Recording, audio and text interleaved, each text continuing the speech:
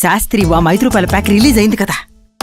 Sastry balm ₹5 అద్భుతం. So because of the nature of that story in this, మీరు Ram Gopal Varma garu, are you Hindu or secular Hindu, are you refuse to? I'm not Hindu. I'm not Hindu because I don't believe in religion. When I don't believe in God, obviously I don't believe in religion. So the question of me Hindu or anything doesn't work. You're not. I was never a So people like you, many people like you are now being discussed. ఈ secular Hindus, non believers.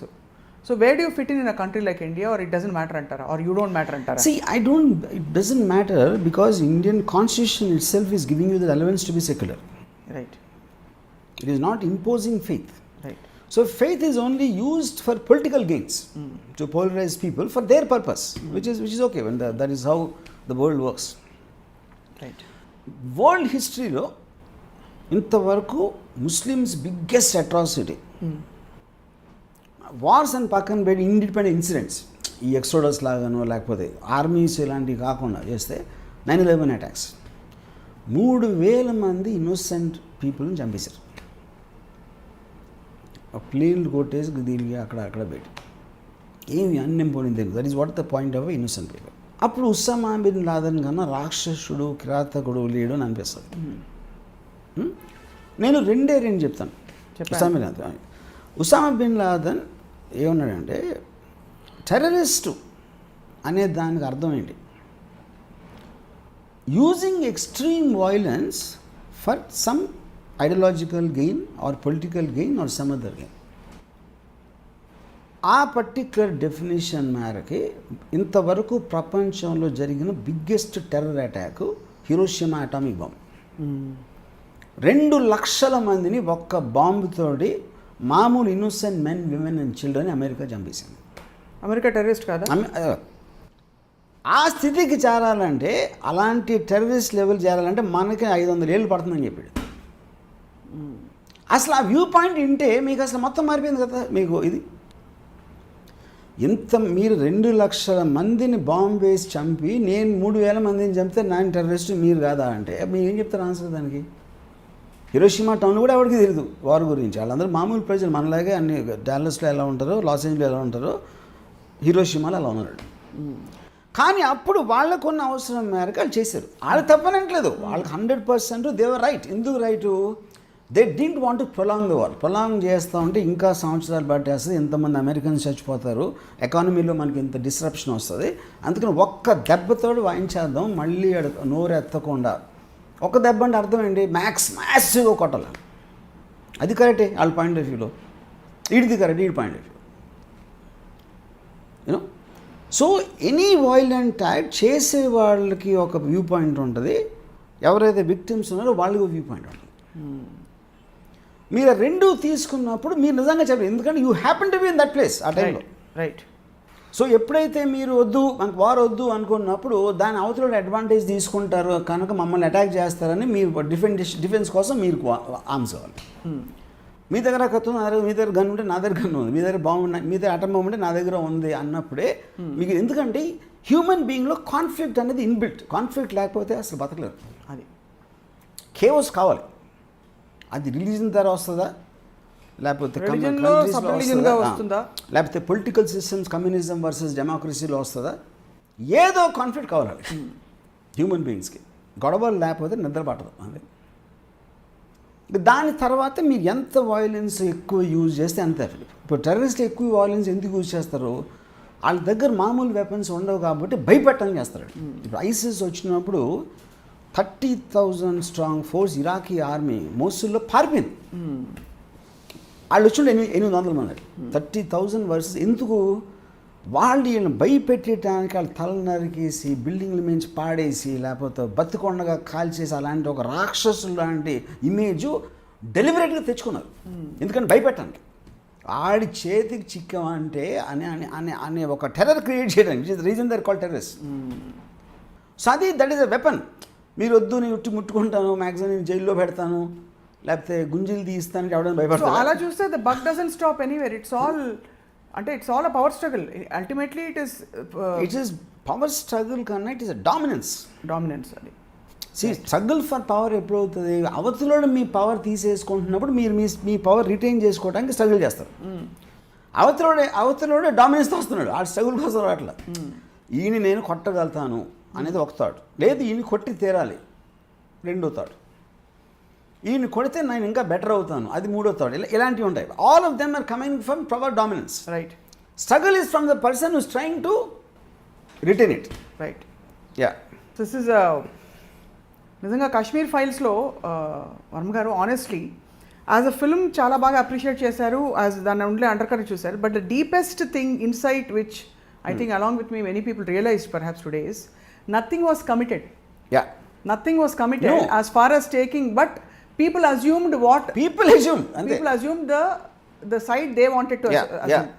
But nothing was committed because everything was in a narration. అదే visual was so effective. అంటే ఇప్పుడు ఫిల్మ్లో visual ఏం చేస్తుంది అంటే విజువల్గా చూపెట్టినప్పుడు నిజంగా జరిగింది అనిపిస్తుంది, కానీ సినిమా కాంటెక్స్ట్లో తను చెప్తున్నాడు. అదే ఆ నరేషన్లో ఉంది. అదే నేను చెప్తే మీరు నమ్మచ్చు నమ్మకపోవచ్చు, కానీ విజువల్గా చూసినప్పుడు మన కళ్ళతో మనమే చూసాం కదా బిడ్డ చంపడం అన్న ఫీలింగ్ వచ్చేస్తుంది, అది క్రియేట్ అవుతుంది. బట్ యాక్చువల్లీ అది ఎవరో చెప్పారు, అది యాక్చువల్ సినిమాలో ఎవరో చెప్పారు. సో నరేషన్కి నరేటివ్కి ఇప్పుడు నాకు తేడా తెలిసింది. ఇప్పుడు సినిమాలో ఎవరో చెప్పారు కూడా పక్కన పెట్టండి, అది నిజంగా డైరెక్టర్ చెప్పినా కూడా చెప్పినట్టే కదా, చెప్పినట్టే.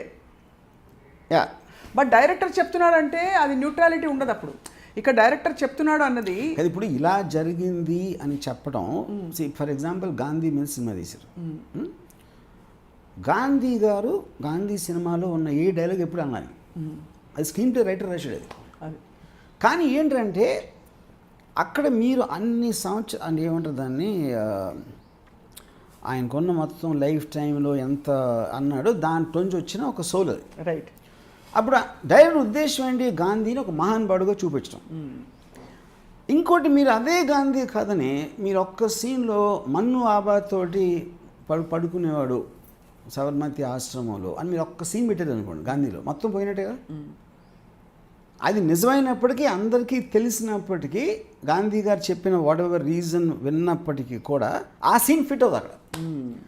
అప్పుడు మీరేం చేస్తారో మీరు అనుకున్న నేరేటివ్లో ఏ ఎమోషన్ అనేది ఆడియన్స్కి రావాలని సెలెక్ట్ చేసి దాన్ని చెరీ పికింగ్ అంటారు, గుట్టి అయ్యి మీరు పెడతారు సినిమాలో.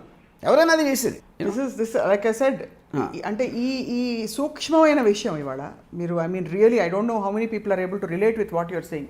సీన్ బై సీన్ మీరు చెప్పిన విధానం ఇవాళ సో ఇప్పుడు నాకు ఇంకోటి ఏంటంటే Kashmir files what I was really surprise కొన్ని అంటే అది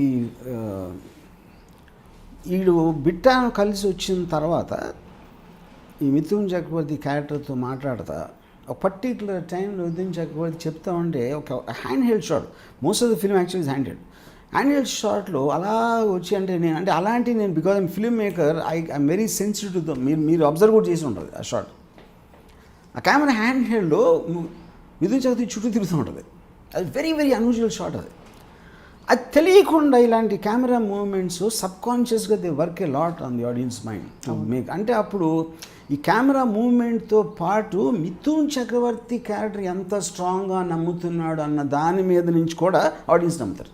అది ఇప్పుడు బిట్ట ఎలా ఉన్నాడు మీకు, ఆడు ఉంటే కరుకోటగులో ఉన్నాడు, ఆడు చూసి చంపడం అక్కడ మాట్లాడే నేను చేయలేదు వాళ్ళు చేసినది క్యాజువల్గా చెప్పాడు. ఈడంత ఎమోషనల్ చెప్పలా.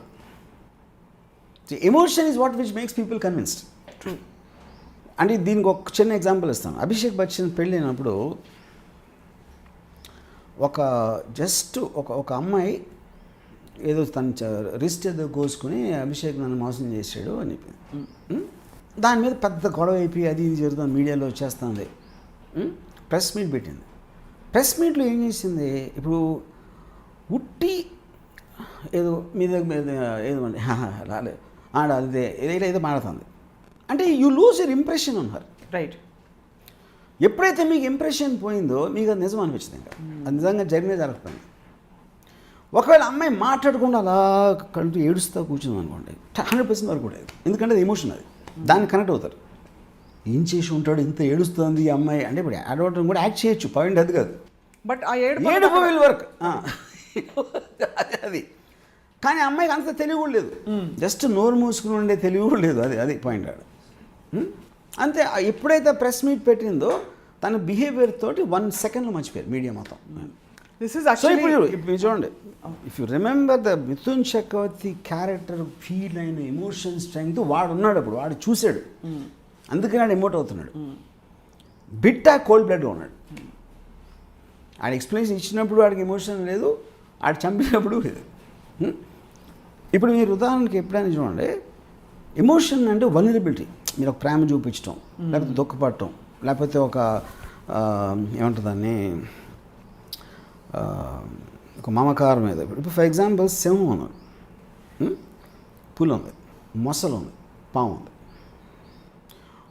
మీరు ఈ 4 they are dangerous animals, all 4. మీరు సింహానికి, పులి కన్నా మొసలికి, పాముకి ఎక్కువ భయపడతారు. ఎందుకంటే మొసలు ఎప్పుడు దాని పిల్లల్ని ముద్దు పెట్టుకోవడానికి చూడాలి మీరు. పాము ఎప్పుడు దాని చిన్న పాము పిల్లల్ని ఏం చేయడం చూడాలి. ఎందుకంటే ఎమోషన్ లేదు, ఏదో కళ్ళు ఆర్పకుండా ఇలా చూస్తూ ఉంటుంది. దాంట్లో కోపం ఉండదు, భయం ఉండదు, మీరు రిలేట్ అయ్యే ఏ ఎమోషన్ కూడా ఉండదు మసల్లో, పాములు. అందుకని మీకు మ్యాక్సిమం భయం అటు చూసేస్తారు. సింహ పులి అయితే మీరు అది గాండ్రించడం చూశారు, ప్రేమగా నాకడం చూశారు, ఆ పిల్లలతో ఆడుకోవడం చూశారు. So that becomes a relatable animal మనకి. సేమ్ థింగ్ హ్యూమన్ బీయింగ్స్లో పనిచేస్తుంది. వీడు ఏం ఎమోషన్ లేకుండా వచ్చి టక్ టక్ టక్ అంటే కొట్టేశాడు. అది చెప్పినప్పుడు కూడా ఏ ఎమోషన్ లేకుండా ఆడికి నమ్మితే నమ్మాడు, లేకపోతే నమ్మడా అంత క్యాజువల్గా చెప్పాడు బిట్ట, which is not what. Anupam Kher full acting చేసి, మిథున్ చక్రవర్తి చేసి, వీళ్ళందరూ చేశారు కాబట్టి వీళ్ళు నిజమైన రిలేటబిలిటీ మీకు ఏళ్ళ మీద వస్తుంది. అది